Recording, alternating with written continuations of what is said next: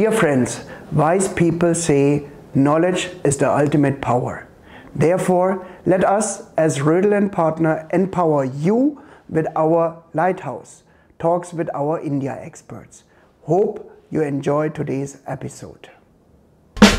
Welcome back to Rödl & Partner presents The Lighthouse talks with our India experts.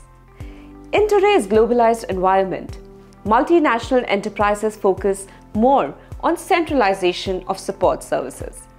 This is done mainly to achieve commercial benefits like maintaining global standards, cost minimization, and more importantly, allow group entities to concentrate on core business functions. Since the quantum of these intra-group services charges are high, they are thoroughly scrutinized by the tax authorities. In today's session, we will discuss the intragroup services from a transfer pricing perspective and application of benefit test to these service transactions. And for this, I would like to call upon Aparna Shaligram. Aparna is a senior professional in the transfer pricing team at Rödl & Partner. She is a qualified chartered accountant with more than 8 years of professional experience in transfer pricing advisory, litigation, and compliance services. Her main focus has been advising companies in structuring intercompany transfer prices, business models, and drafting intercompany agreements. Welcome, Aparna. Thank you, Anushrii, for inviting me today. Thank you for being here, and let's get started. Please let us know what are intra-group services. So, Anushrii, intra-group services are centralized corporate services, and they are common when we talk about multinational enterprises. So, in terms of nature, they generally include IT support services, HR services, accounting services, and so on. Let me explain you further with certain classic examples. So, a parent company purchases certain IT licenses for its group companies, or a group company renders certain corporate training programs for its other group companies. So, within transfer pricing, all these services are clubbed under one umbrella, which is known as intra-group services. That's great. So, Aparna, please explain our viewers how the intra-group service transactions are viewed by the Indian tax authorities. So, interestingly, tax authorities view these service transactions as an easy way of profit shifting, and this is done with an assumption that the cost of these services are being charged by the parent company to their Indian subsidiaries without there being an actual rendition of services.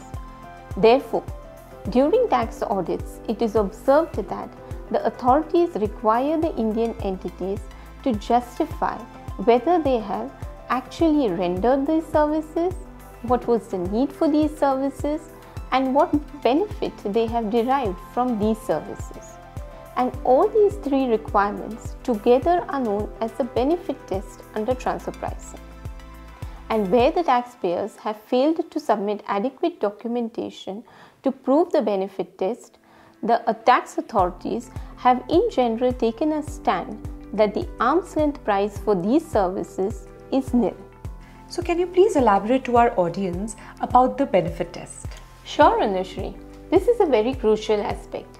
So, like I said before, the benefit test is applied to document the actual rendition of services.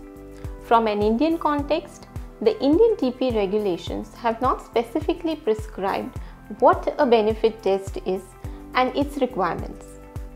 But we can take reference from the OECD guidelines, wherein the basic premise is set, and that is to evaluate the arm's length principle in case of intra-group service arrangements on two aspects. First is whether the services rendered by the parent company provide an economic or commercial value to the subsidiary, and second is whether an independent enterprise would pay for such service or otherwise perform it in-house. So, how does one justify the benefit test? So, to give you a general idea of what documents should be maintained, first and very important is the intercompany agreement. This can be a very good starting point as it will contain a detailed description of the services. Secondly, you can also include some workings of costs incurred and the cost allocations to various group companies. And last but not the least are the invoice copies, email communications, copies of reports which you have received from the parent company, training material, certain air tickets, flight tickets of people who have traveled to provide the training. And finally, one should remember that there is no straitjacket formula of what documentation should be maintained. So, all documents which are self-explanatory and relevant in relation to the services should be maintained as a benefit test documentation. Okay, great. So how do you as Rural and Partner help your clients? So as I just mentioned, Anushrii, the key to justifying a benefit test is compilation of evidences and timely presentation to the tax authorities. So as generally the assessments happen at a later date, we generally advise our clients to maintain the documentation on a real-time basis. Having said this, there are companies which have not maintained documentation for the past years. So for them also, we can help them in preparing the benefit test documentations. Recently, we have published a detailed article on benefit test, and I would urge our viewers to refer to it for further details. Thank you for this informative session, Aparna. I'm sure that this will be very helpful for our viewers and fulfill the business requirement by taking the benefit test. Yes, surely. And I would be happy to answer any queries and assist further on this topic for any questions that come my way.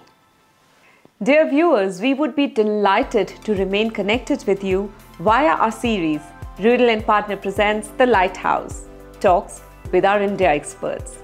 Thank you for watching our today's episode. Until then, please be safe, grow your business, and play by the rules.